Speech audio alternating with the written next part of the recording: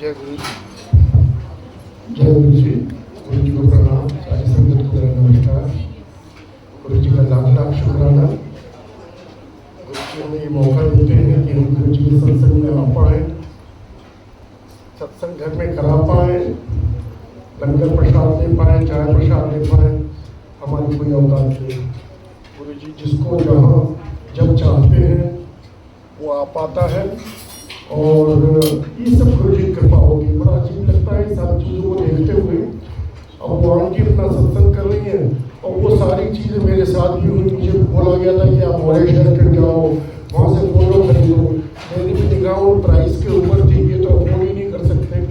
लेकिन वो गुरु जी का अपना तरीका होता है कि किसको क्या करना है। और आज वो सत्संग मुझे क्यों याद करवा रहे हैं इस चीज़ का, आंटी के थ्रू इस बात का कहना कि कैसे भेजा था। और गुरु जी की अपना तरीका है। अब हेलो जय गुरु जी। जय गुरु जी। आंटी माइक पे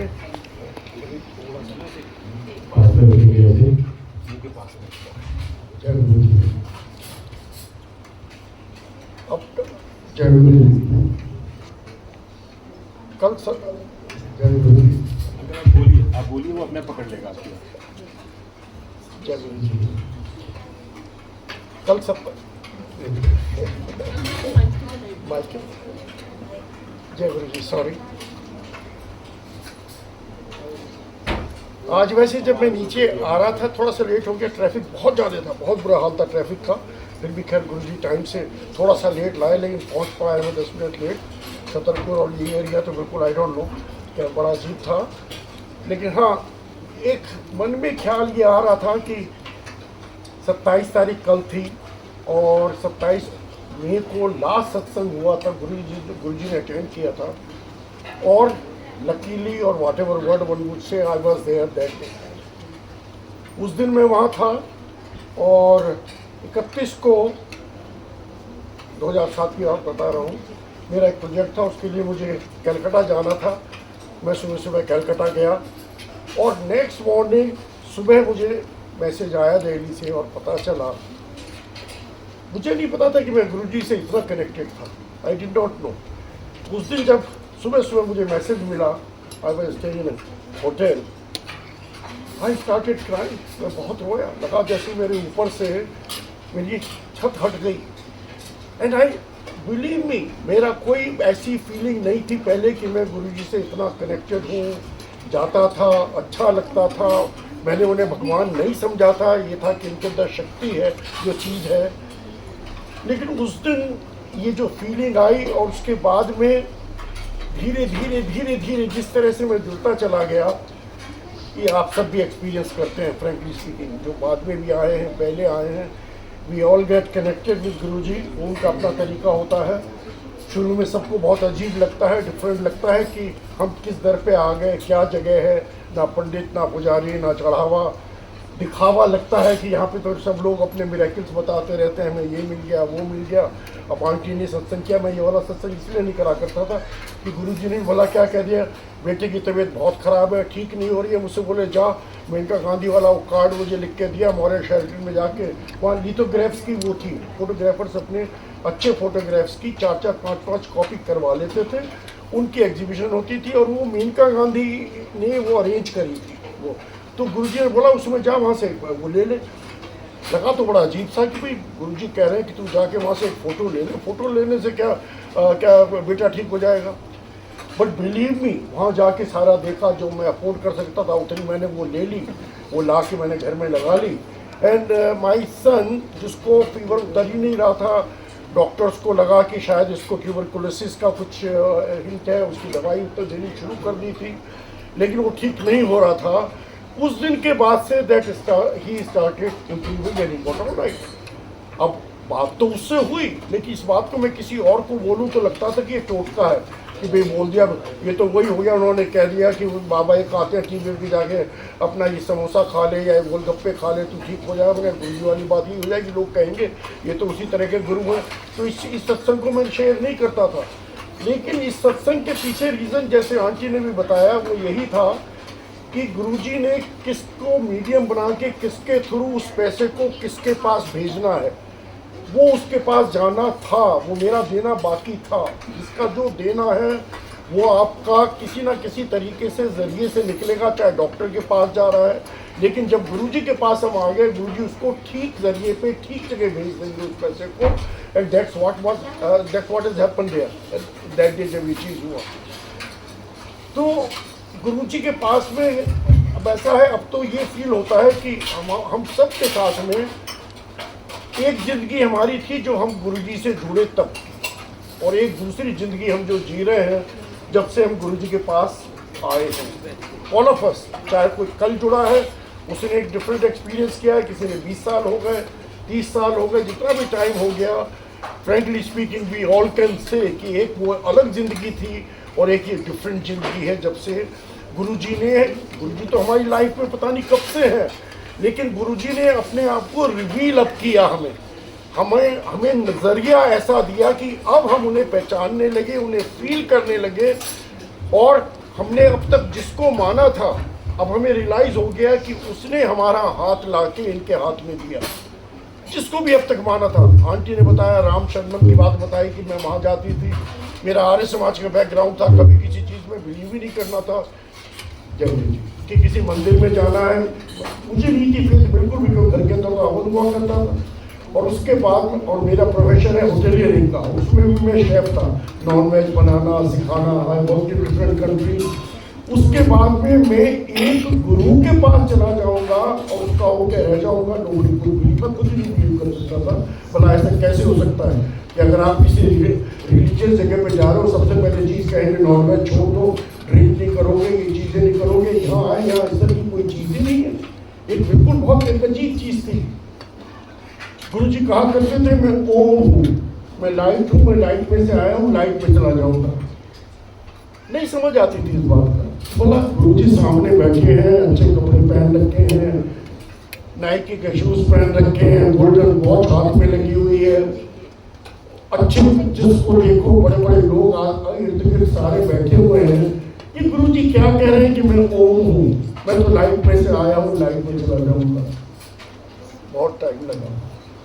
It took me many years to understand कि गुरुजी जो अपने आप को ओम बताते हैं, जब मुझे तो खैर गुरबानी भी समझ नहीं आती थी, तो मैं तो ये कहता था कि मुझे तो यहाँ पे आया हूँ, मुझे तो समझ नहीं आती, तो मुझे कहा जाता तो मुझे समझने के लिए किसने कहा है तो सुन, तो मुझे तो ये भी समझ नहीं आता सुनने से क्या होगा, कि मैं तो सुनता रहता हूँ, सड़क पे जाता हूँ, वहाँ भी मैं चीज़ें सुनता हूँ, कहीं गुरुद्वारे के बाहर से निकलता हूँ, नहीं अकल थी। लेकिन इन सब चीज़ों का ऐसा होता है ना कि जब हम एक्सपीरियंस करते हैं, मैंने भी जब जैसे ऐसे लाइफ में एक्सपीरियंस हुए, गुरुजी ने जिस तरह से जिंदगी बख्शी, बहुत चीज़ें करी, लेकिन तब मुझे रियलाइज होना शुरू हुआ और पढ़ा, समझा, एक्सपीरियंस किया कि गुरुजी जो अपने आप को ओम बताते हैं, गुरु नानक देव जी ने भी हमें यही चीज़ बताई कि एक ओंकार क्या है, ओम है। और उन्होंने बताया कि जैसे हमारी सृष्टि को चलाने के लिए एक ब्रह्मा, एक विष्णु, एक महेश, एक पालन, एक उत्पत्ति करने के लिए, एक पालन करने के लिए, खत्म करने के लिए, इस तरह की लाखों करोड़ों सृष्टि, सब सृष्टियों के अंदर एक ब्रह्मा, एक विष्णु, महेश, उन सबके ऊपर कौन? बोले कि इन सब के ऊपर एक वो जो एनर्जी, वो जो शक्ति है, वही तो ओम है। ओम महाशिव, जो गुरुजी ने महाशिव भी अपना वर्ड बताया, शिव बताया, शिव का मतलब होता है ट्रुथ, सत्य। शिव जी नहीं, जटाधारी शिव नहीं, वो तो रुद्र और महेश का रूप है। गुरुजी ने जो बताया कि मैं शिव हूँ, मैं महाशिव हूँ, मैं ट्रुथ हूँ, सत्य हूँ, ना मेरे पहले कोई ना मेरे बाद कोई। तो उन्होंने बताया कि ब्रह्मा, विष्णु, महेश सब मेरे में से आए, जैसी एक सृष्टि ऐसी लाखों करोड़ों सृष्टि। तो गुरु नानक देव जी ने बोला, उसके पहले एक लगा दिया वर्ड, एक नंबर में, जिसके ना आगे कोई ना पहले कोई, और एक जो नंबर में लिखा वो एक ही रहेगा, उसका कोई मीनिंग इंग्लिश में लिख के, हिंदी में लिख के, पंजाबी में लिख के हम अलग मीनिंग वर्डिंग निकाल सकते हैं, लेकिन नंबर का मीनिंग कोई दूसरा नहीं हो सकता। तो उन्होंने कहा वो एक ओंकार। अब समझ में आया कि मैं जिससे कनेक्टेड हूँ, मैं आर्य समाज से ओम की बात समझता था, गुरु नानक देव जी ने समझा दिया कि मैं वही एक ओम हूँ, जिसमें से ब्रह्मा, ब्रह्मा विष्णु महेश निकले, जो गुरुजी कहते थे मैं लाइट हूँ। फिर जब पढ़ा साइंस के थ्रू देखा कि वो जो बिग बैंग थियरी है कि बहुत सारी गैसेस थी आपस में टकराई, और जब वो टकराई तो एक लाइट निकली, ज्योत, और एक आवाज आई, और वो आवाज थी ओम। क्रिश्चियंस ने आमेन कह दिया, लेकिन आवाज ओम की थी, नासा ने रिकॉर्ड करी वो आवाज। तो जब अब समझ में आया कि गुरुजी कहते हैं मैं वो ओम हूं और मुझे सुनो, तो समझ में आया कि वो जो ओम की आवाज है, जो वाइब्रेशन है ओम के, वही परमात्मा है, वही डिवाइन एनर्जी है। क्योंकि गुरुजी के हाथ की चीजें भी दी हुई और वो दिलवा देते थे, जिससे कहते थे मेरे स्वरूप से भी अटैचमेंट हो। अब गुरुजी के स्वरूप से भी मैं तो कहते हैं इस रूप में आया कि तुम मुझे याद कर सको, मैं ये नहीं हूँ। गुरुजी क्या है? गुरुजी वो वाइब्रेशन है, वो वाइब्रेशन जो आप और हम फील करते हैं, उस ओम के वाइब्रेशन। ओम कौन? कि जो कॉन्शियसनेस को फील करते हैं। इसीलिए गुरुजी कहते हैं कि जब तुम मेरे साथ बैठते हो तो मेरे साथ कनेक्शन लगाओ। आंटी ने भी कनेक्शन की बात उनको बताई कि गुरुजी ने बोला, और गुरुजी ने 3 चीज कही। गुरुजी ने 3 एस बताए हमें कि पहला सुनना, दूसरा समझना और तीसरा समा जाना। सुनना, समझना और समा जाना। तो पहले सुनने को बोला। किस चीज को सुनने को बोला? गुरुजी ने हमारे लिए ब्लेस शब्द दिए। गुरुजी ने सेलेक्ट की गुरबानी और रागी सेलेक्ट किए, शब्द सेलेक्ट किए, और हमें वो सुनवाते थे जब हम जाते थे।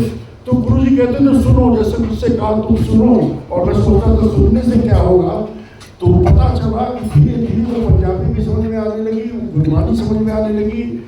और सुनो तो सुन तब सकते हो जब मेरा फोन ऑफ है, मेरा ध्यान घर में नहीं है, मैं आपस में किसी से बात नहीं कर रहा। तो इसीलिए जब गुरुजी के मंदिर हम जाते थे, पिन ड्रॉप साइलेंस, सत्संग में भी हम यही बात कहते हैं कि अपना फोन ऑफ रखो। किस लिए? कि आप कान नहीं सुन रहे मेरे, कान तो एक इंस्ट्रूमेंट है, सुन क्या रही है? मेरी सोल सुन रही है। तो सोल तब सुन सकती है जब मेरी सोल कनेक्ट होगी। किससे? परमात्मा से। जब मेरा भाव होगा गुरु से, तब मैं सुन सकता हूँ। जब मैं उन वाइब्रेशन को सुन पाऊंगा, तो जब मैं शब्द सुनता हूँ तो अब उन शब्दों से मुझे आंसर मिलते हैं। लगता है गुरुजी मुझसे बात कर रहे हैं। हम सबको ऐसे ही लगता है जब हम उन शब्दों को सुनते हैं। तो गुरुजी टॉक्स टू अस, चाहे हम पहले जुड़े चाहे बाद में जुड़े, मन के अंदर जो प्रॉब्लम्स होती हैं उनके आंसर मिलने शुरू हो जाते हैं। सुनना तो दैट्स व्हाई वी से कि भाई फोन को ऑफ कर दो, आपस में बातें मत करो। लोग कहते हैं बना वैसा कैसे कर सकते हैं, क्या फर्क पड़ता है अगर हमने बात करनी थोड़ी सी। गुरुजी तो सामने बैठे हैं, बैठे तो हैं, अगर आप मानो तो बैठे हैं, वरना तो आसन खाली है। अगर भाव रखोगे तो मालिक बैठे हैं, भाव रखोगे तो उस गुरबानी से आवाज मिलेगी, उस भाव रखोगे तो अपनी प्रॉब्लम का आंसर मिलेगा। अगर भाव नहीं रखा तो कुछ नहीं मिलेगा। इसलिए किसी का दिखावा नहीं है कि प्रेशर में आना है, किसी को मना करने की बात। ये तो हमें खुद सोचना है कि मैंने बात नहीं करनी। इसलिए गुरुजी के टाइम में क्या था? गुरुजी के टाइम में, लंगर के टाइम में तो कभी सत्संग नहीं होता था। गुरुजी कहते थे एक चीज करो कि लंगर कर रहे हो तो लंगर में ध्यान चला जाएगा। इसीलिए मैं हिचकिचा रहा था थोड़ा, लेकिन अब क्योंकि लंगर का टाइम भी काफी हो गया था, फिर आंटी ने बोला सत्संग कर, तो मैंने कहा मैं इसी के बारे में सत्संग माइंड में आया। क्योंकि आंटी ने वो फोटोग्राफ वाली बात बोली, 2-3 चीजें हुई मेरे साथ में भी जो उस टाइम में जैसे जो आंटी बता रही थी, तो उससे क्या होता है वो याद आ जाती है चीजें, और वो हमारे कनेक्शन करते हैं गुरुजी। हम लोगों को मीडियम बना देते हैं। जब हम किसी का सत्संग सुनते हैं, आपकी वो कोई प्रॉब्लम का आंसर उससे मिलता है, तो आपका एक स्टेप आगे आ जाता है गुरु की तरफ। हम एक स्टेप आगे ले लेते हैं। सत्संग में क्यों आगे बैठते हैं? आंटी ने कहा कि देखो मेरे घर में ये सत्संग हुए थे 2014 से शुरू हुए। मैं भी आंटी ने, अब मुझे याद नहीं मैं कब से जानता हूँ, कब से जा रहा हूँ। पटरी बिहार भी गया हूँ, उनके दूसरे उसमें भी गया हूँ। बड़ा अच्छा लगता है, अच्छी फीलिंग आती है, पॉजिटिव फीलिंग आती है। क्योंकि जब पॉजिटिव सत्संग होता है, पॉजिटिव लोग बैठते हैं, हम सब बैठते हैं, वाइब्रेशन हम सबके गुरु के साथ कनेक्टेड होते हैं। तो तब पता चलता है कि हमें एक दूसरे की, हम सत्संग में इसलिए आते हैं कि मेरे अंदर की वो नेगेटिविटी निकलती है उस सत्संग के मीडियम से। हम आपस में जब बैठते हैं, गुरुजी कहा करते थे कि तुम सबको मैंने एक माला में पिरोया हुआ है। माला में पुरोया हुआ है, धागा गुरु का है और माला के मोती हैं अलग अलग, कोई कांच का है, कोई हीरे का है, कोई मिट्टी का है, कोई पीतल का है, हम सब मोती हैं अलग अलग। लेकिन गुरु ने कहा एक माला में पुरोया हुआ है, तुम्हें सबको एक साथ चलना है। तो हमारी पॉजिटिविटी नेगेटिविटी जब हम साथ संगत में बैठते हैं तो एक दूसरे के वाइब्रेशंस, मेरी कोई नेगेटिविटी चल रही, जब मैं आपके साथ बैठा हूँ आपकी पॉजिटिविटी है, तो वो बैलेंस आउट होती है। तो इसलिए सत्संग में आना जरूरी होता है। और सत्संग में भाव से जब हम संगत को देखते हैं तो क्या पॉजिटिव फीलिंग आती है, चाहे हम नाम जानते हैं नहीं जानते। वैसे जैसे सड़क पर चल रहे होते हैं, सामने परेशान होते हैं, कार गुजर जाती है, उस पर लिखा होता है गुरु जी, इतनी अच्छी फीलिंग होती है, गुरु जी ने हमारी बात सुन ली। या वो तितली का दिख जाना, या मोर की आवाज का आ जाना, या गुलाब की खुशबू आ जाना, चीज तो वही है। या सोते सोते बॉडी के अंदर वाइब्रेशन का हो जाना, या आंखों से पानी बहना शुरू हो जाना, ये सब क्या है? ये मालिक की लीला नहीं है, ये मालिक की ब्लेसिंग है हम सबके ऊपर कि हम सबको जोड़ा है और हम सब एक दूसरे के साथ मिलके चलते हैं माला के मोती। तो गुरु ने जो बताया ओंकार, एक ओम बताया, ब्रह्मा विष्णु महेश, और गुरु जी ने एक और चीज अब जो मुझसे कहनी शुरू करी, कहते हैं कि लोगों को कहो कि अपनी फाइलें क्लोज करो, फाइलें बंद करनी शुरू करो और एक फाइल खोल के रखो। ये कौन सी फाइल है? जब हम गुरु जी के पास जाते थे, गुरु जी कहा करते थे तेरी फाइल खुल गई, या अब खुल गई फाइल, ऐसा वर्ड भी आता था। नहीं समझ आता था कौन सी फाइल खुल गई गुरु जी के पास में। ये कोई मैं केस तो मैं लड़ नहीं रहा कि मेरी फाइल खुल गई, लेकिन आप समझ में आता है। गुरु जी कहते हैं तुम्हें जिसका देना है वो पहले वो पूरा कर दो। जिस देवी देवता का देना है, जिससे कुछ ले रखा है, देने के बाद में हाथ जोड़ दो वहाँ।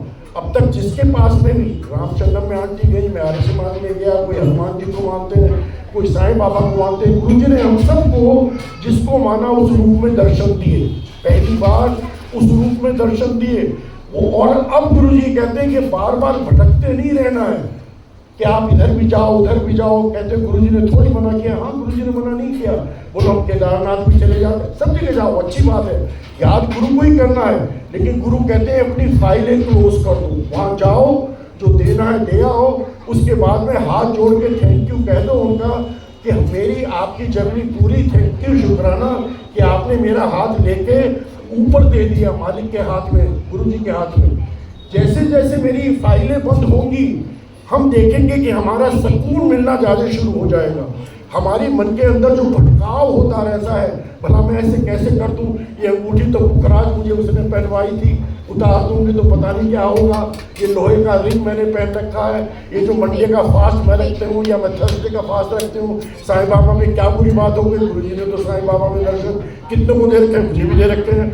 तो अगर ये बात बोले तो ये सारे वहम मन के अंदर जो चलते रहते हैं, गुरु जी कहते हैं जब तक तुम्हारे वहम चलते रहेंगे तब तक तुम मेरे से टोटल ब्लेसिंग नहीं ले सकते। मेरे से ब्लेसिंग तब मिलेगी जब तुम मेरे से सरेंडर कर दोगे। और सरेंडर का मतलब यही है कि जो होना था लाइफ में हो गया, हो चुका हम सबके लाइफ में, और जो होना है होगा। नो गारंटी बीमारी नहीं आएगी, आएगी, वो तो मेरे कर्म है। वो कहते हैं एंजॉय करो इस मूवमेंट को जब तुम मेरे साथ बैठे हो, ये पल इस वक्त सत्संग में बैठे हैं। अच्छा जल प्रसाद, चाय प्रसाद, आम पन्ना प्रसाद आपने लिया, लंगर प्रसाद ले रहे हैं, गुरबानी प्रसाद हमने सुनी, शब्द सत्संग हम सुन रहे हैं। ये मौका कहाँ मिलता है? इस घर के जो वाइब्रेशन के सामने गुरु जी के स्वरूप दिख रहे हैं, वो कहते हैं इस मूवमेंट को एंजॉय करो। कुछ नहीं मालूम अगले पल क्या होने वाला है, नीचे उतरो या यहीं बैठे बैठे अभी कुछ हो जाए, नोबडी नोज। तो एंजॉय करो उस मूवमेंट को, शुक्राना करो मालिक का। मालिक ने हमें शुक्राना करना सिखाया। जो गुरु जी कहते थे जा ऐश कर कल्याण कीता। जितना अंकल बैठे हैं सामने, कितने उनके सत्संग हैं, आप देख सकते हैं कि हमारे बीच बैठे हैं। वी आर सो लकी, मंदिर में सेवा भी करते हैं, सारे कुछ करते हैं। कितनी बार उनको जिंदगी बख्शी, कितनी चीज करी। मैं बैठा हूँ, मुझे जिंदगी बख्शी, क्या क्या प्रॉब्लम बताने लगूँ तो बहुत कुछ है। तो गुरु जी ने यही सिखाया हमें कि शुक्राना करना सीख जाओ। जो लाइफ है इसको जीना सीख लो, बहमों से हट जाओ, एक को मानो, भटकना छोड़ दो इधर उधर। जरूरी है, सत्संग में आना जरूरी है, बैठना जरूरी है, बड़े मंदिर आओ कहते हैं, लेकिन एक चीज गुरु ने जो बताई कि नीयत अच्छी रखो, जो भी काम करो भाव रखो, नीयत अच्छी रख के जो काम करोगे, अगर आपके मन में कोई छल कपट है, किसी से कुछ किसी को हर्ट करने की फीलिंग आ रही है, किसी का बुरा सोच रहे हो, तो कहते हैं मेरे दर पे कुछ नहीं बनेगा। इसलिए गुरुजी कहा करते थे कि सत्संग तो मैं शाम को रखता हूँ। शाम को क्यों रखते थे? कहते थे पहले अपनी ड्यूटीज पूरी करके आओ। तो ऑफिस में काम करते तो ऑफिस का काम अच्छी तरह से करो, घर में माँ बाप है बड़े, पहले उनको उनकी सेवा पूरी करो, बच्चे हैं उनकी केयर करो, फिर मेरे पास आके बैठो। और गुरुजी कहते थे कि तुम मुझे ध्यान में रखो, मैं तुम्हारा ध्यान रखूंगा। अब कितनी देर ध्यान में रखो? मैं कहता हूँ गुरुजी मैं तो चाहता हूँ आप मेरा ध्यान उंगली पकड़ के रखो, कभी छोड़ो ही मत 24 घंटे। तो गुरुजी कहते हैं तू भी मुझे ध्यान में रख 24 घंटे। अब मैं कहता हूँ मैं आपको कैसे ध्यान में रख सकता हूँ? मैं तो गाड़ी चला रहा हूँ, मैं तो ऑफिस जा रहा हूँ, मैं तो सारे काम करता हूँ। गुरुजी कहते हैं मुझे तू ध्यान में, बैक ऑफ योर माइंड, अगर तू मुझे ध्यान में रखेगा, बैक ऑफ योर माइंड, तेरा अगर टेप मेरे पीछे चलता रहेगा, गुरुजी गुरुजी गुरुजी, तो जो भी तू काम करेगा वो गलत कर ही नहीं सकता, क्योंकि वो मेरे ख्याल में हुआ है। जो भी काम हुआ है, तुझे बीमारी आई है, तुझे कष्ट आया है, कहते तू देखेगा मैंने आया जरूर, किस तरह से कटवा दिया। और हम सब जानते हैं कि हमारी लाइफ में कोविड भी आया, सब कुछ हुआ, प्रॉब्लम्स भी आई, अभी भी आ रही है प्रॉब्लम। अभी भी हम बैठे, कुछ लोग बैठे होंगे रो रहे होंगे, तंगी में बैठे हैं कि गुरुजी मेरे साथ ही ऐसा क्यों हो रहा है? वो मेरे साथ तो इसलिए हो रहा है कि मेरे कर्म थे, मालिक वो कर्म कटवा रहा है। उसी चीज़ का शुक्राना करना है कि जो कुछ हो रहा है अच्छा हो रहा है। अगर मैं कहूँगा अच्छा हो रहा है तो अच्छा होगा, अगर मैं कहूँगा बुरा हो रहा है तो बुरा होगा। तो गुरु ने यही सिखाया कि तुम बुरा कहना छोड़ दो, जो कुछ हो रहा है उसका अच्छा कहना शुरू करो। जितना पॉजिटिव बोलोगे, नेगेटिविटी तुम्हारे मन में आएगी ही नहीं और वो कटती चली जाएगी। सो एट ऑल टाइम, बीमारी है भी, कोई पूछता है कैसे हो, बोलो बड़े अच्छा हो, गुरुजी गुरुजी की कृपा है। कोई बोले तू तो इतना बीमार है, गुरुजी की कृपा है, मैं सांस ले रहा हूँ, मैं सब ठीक हो जाऊंगा। When we start talking like that, you believe, mind के अंदर वो वाइब्रेशन जानती है, वो कैंसर भी ठीक हो जाता है, वो हार्ट की प्रॉब्लम भी ठीक हो जाती है। क्योंकि बीमारियाँ ठीक दवाई से नहीं होती, हमारी सोच से और मालिक की कृपा से होती है। और सोच गुरुजी दे रहे हैं, गुरुजी है ही तो वो, गुरुजी है क्या, अथॉरिटी तो है हमारा, सोच ही तो है। मानो तो सब कुछ, ना मानो तो कुछ नहीं। माना तो गुरुजी है, नहीं माना तो नहीं है। कि अगर मैंने सोच लिया गुरुजी है तो वो आसन पे बैठे हैं, अगर नहीं माना तो कुछ नहीं है, फिर तो वही धोखा है ना सारा जो कुछ हो रहा है। इसलिए भाव रखना जरूरी है। हमारा एक तीर्थ स्थान है, वो खाली बड़ा मंदिर। गुरु ने बोला कि बड़ा मंदिर, और किसी का नाम नहीं लिया, जलंधर का, डोंगरी का, छोटे मंदिर का। गुरु ने खाली बोला बड़ा मंदिर, और उनका इसमें मैंने 12 ज्योतिर्लिंगों से ज्यादा की शक्ति डाली है। तो हमारा तीर्थ स्थान एक ही हो सकता है। हम ये नहीं कह सकते कि आगरा वाला भी तीर्थ स्थान है, जलंधर, सब अच्छी जगह है, गुरुजी सब जगह है, यहाँ भी तो है, ये भी तो तीर्थ स्थान है। लेकिन बड़ा मंदिर, सबसे बड़ी चीज बड़ा मंदिर। भटकाव खत्म करना है तो बड़े मंदिर जाओ। बड़े मंदिर में हम गए, कहते इसके साए से भी अगर निकल जाओगे तो तुम्हारी प्रॉब्लम दूर हो जाएगी, मैं तो ब्लेस कर दूंगा।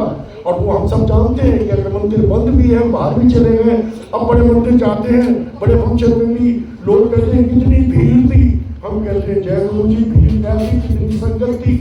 अब जैसे भी गए आ तो पाए।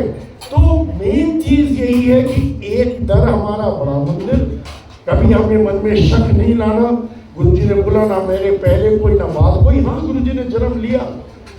कोई लोग कहते हैं अरे अब आजकल सत्संग हो रहा है, गुरुजी ने तो चूल्हा छोड़ दिया 31 तारीख को आपके सत्संग। कल मुझे फोन आया है नोएडा से, एक अंकल है जो हर सैटरडे को अपने फोन सत्संग करते हैं, उनका फोन आया। कहता अंकल मैं बहुत कंफ्यूज हूँ, मुझे कहाँ से दीजिए। आंटी कह रही है, देवेंद्र अंकल है वो, कि एक आंटी कह रही है कि आप ये उस दिन जो सत्संग करोगे उस दिन गुरुजी का बैंड नहीं बजाओगे, उस दिन लंगर में कोई मीठा नहीं रखोगे। क्या बात कर रहे हो? गुरुजी हमारे बीच है या नहीं है? खाली गुरुजी ने वो शारीरिक रूप छोड़ के अब तो हम सबके अंदर आ गए। ये तो खुशी मनाने की बात है। ये तो जो उस दिन का दिन है, क्यों सेलिब्रेट करते हैं कि अब गुरुजी उस रूप में बंदिशों से हट गए। वो जो ह्यूमन चोले में थे उनकी भी बंदिशें थी, तो उन बंदिशों से गुरुजी हटके हम सबके बीच आ गए और हमें फील करा रहे हैं सबको कि मैं बैठा हूँ तुम्हारे साथ, हम फील तो कर रहे हैं। तो वो जो बहम है, बहमों से निकालने के लिए गुरुजी आए थे, हम फिर उन बहमों में फंस जाएं कि मैंने ये नहीं करना, वो नहीं करना। तो कहते हैं एंजॉय करो, गुरुजी के पास आए हैं, कुड़ कुड़ के मत जियो, जिंदगी जीनी है, खुशी खुशी जीनी है, अच्छे कपड़े पहनो, पार्टियों में जाओ, एंजॉय करो सब कुछ, लेकिन बैक ऑफ योर माइंड ध्यान में मालिक को रखना है। अगर मालिक ध्यान में होगा तो सब कुछ मेरी लाइफ में अच्छा होता चला जाएगा। और यही फर्क है, गुरुजी ने हमें धर्म नहीं सिखाया, हम रिलीजन उसमें नहीं जाते, हम स्पिरिचुअलिटी में, हम उस ओम से कनेक्ट हुए हैं, हम उस डिवाइन शक्ति से कनेक्ट हुए हैं और सब मीडियम बन जाते हैं। आज जब मैं नीचे आया और समझ चल रहा था, मुझे लगा आज बहुत गाड़ी ऊपर होगी, क्योंकि वही चीज चल रही थी जो उनके सत्संग में हमेशा होती थी। फिर कविता आंटी ने बोला कि आज एक और आंटी को बुलाया था, प्लेलिस्ट उन्होंने भेजी। अब वो हम हर फ्राइडे को जाया करते थे उनके सत्संग में, अपने प्रोजेक्ट नहीं करता था फ्राइडे को। एक आदत थी, कहाँ गए हैं उस फ्राइडे वाले सत्संग में, किन किन सिटीज में गए हैं, गाँवों में गए हैं, घरों में गए हैं, जो सत्संग होता था, किस तरह से संगत जुड़ती चली गई थी उसके अंदर, वो एक अलग तरीका था। लोग कहते हैं कि ऑलगांडी वाले सत्संग में डांस होता है, सूफी नंबर चलते हैं सब, वो ऐसा है, पहली स्टेज है किसी को अट्रैक्ट करने की, वो बहुत जरूरी है।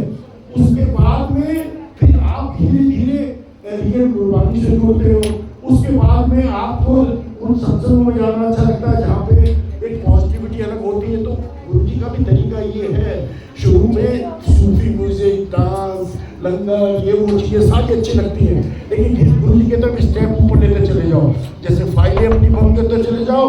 अब आप धीरे धीरे गुरुजी वाले शब्दों से जुड़ो, सत्संग में बैठो, आपस में बात कर रहे हो, पॉजिटिव बातें करो, गुरु को फील करो, घर में बैठे हो बच्चों के साथ वही चीज़ शेयर करो। तो गुरुजी ने हमें सिखाया कि स्टेप आगे लेते चलना है।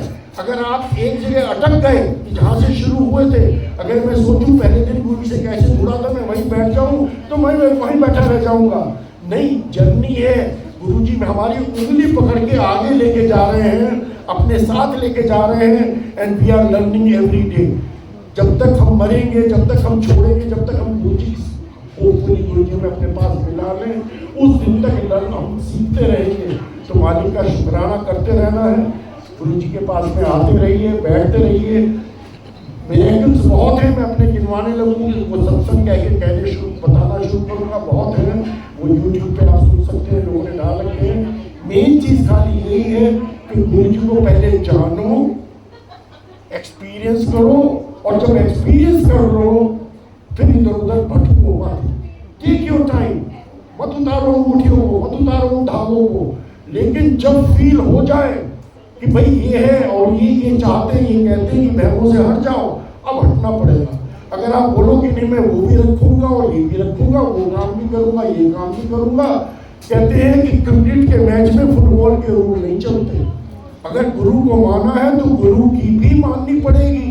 तो इस चीज को समझ लो, जो भी बैठे हैं, किसी को बुरा लग रहा होगा ये बात, भला क्यों मना कर रहे हैं, क्या चीज हो रही है, ऐसा है। अगर गुरु को माना है तो गुरु की माननी पड़ेगी। जैसे गुरु कहता है उस तरह से सत्संग में आओ, उस तरह से गुरु का ध्यान करो, उस तरह से लोगों को जोड़ो, उस तरह से खुद जुड़े रहो, उस तरह से फेथ रखो गुरु में, विश्वास रखो गुरु के अंदर।